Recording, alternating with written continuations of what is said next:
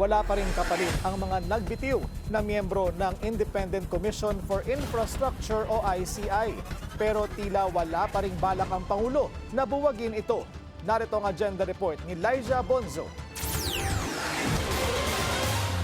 Kahit sino nga po ay pwedeng magbigay ng anumang rekomendasyon sa ombudsman.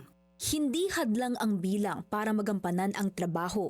Ito ang tindig ng palasyo sa estado ng ICI sa harap ng pagkalas ng mga miyembro nito noong nakaraang taon. Sa isang panayam, ipinabatid ni ICI Special Advisor Rodolfo Azurin Jr. na balak nitong magsumite ng liham sa Pangulo para tanungin ito sa direksyon ng komisyon. Aniya, hindi raw lubos na magagampanan ng ICI ang mandato nito gayong nalagasan sila ng mga miyembro. Isa sa tanong ni Azurin sa Pangulo, may balak ba itong magtalaga ng mga bagong uupo sa komisyon? Nasa Pangulo po kasi yan, hindi po natin masasabi kung may replacement na. But as of now, hindi po hadlang.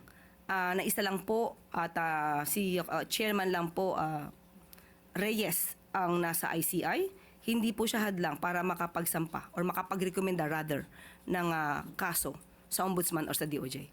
Giit ng palasyo, kinikilala nito na marahil mas makapagtatrabaho ang ICI kung mapunan o madagdagan ang mga komisyoner nito. Pero paninindigan muli nito, Still, what I'm trying to say is that even if the ICI will only have one member, and that's the chairman, Chairman Reyes, he could still recommend the filing of the case.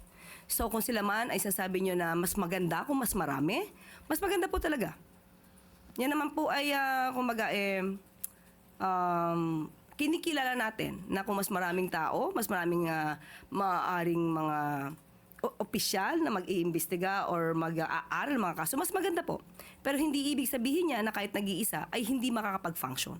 nauna nang sinabi ni na-resigned Commissioners Babe Singson at Rosana Fajardo na tapos na ang trabaho nila sa ICI. Sa pagkakaalam ng palasyo, hindi naman daw kailangan ng quorum sa pagrerekomenda ng mga kaso. Lalo't tanging hinihintay na lamang ay ang pagsisinsi ng mga ebidensyang binuo at nakalap ng ICI sa mga nagdaang buwan. Ayon sa Malacanang, mas mainam kung mas maagang matatanggap ni PBBM ang liham ng ICI. At kung bukas ang komisyon, maaari din daw itong magkaroon ng pagpupulong kasama ang Pangulo. Sa kasalukuyan, hindi tiyak ni Yuse Castro kung ano ang dahilan ng Pangulo sa pagbabakante sa mga naiwang posisyon sa ICI. Para sa agenda, Liza Bonzo, Billionaire News Channel. Manatiling nakatutok sa Billionaire News Channel. Sumubaybay sa aming social media accounts at mag-subscribe sa aming YouTube channel para sa mga eksklusibong balita at storya.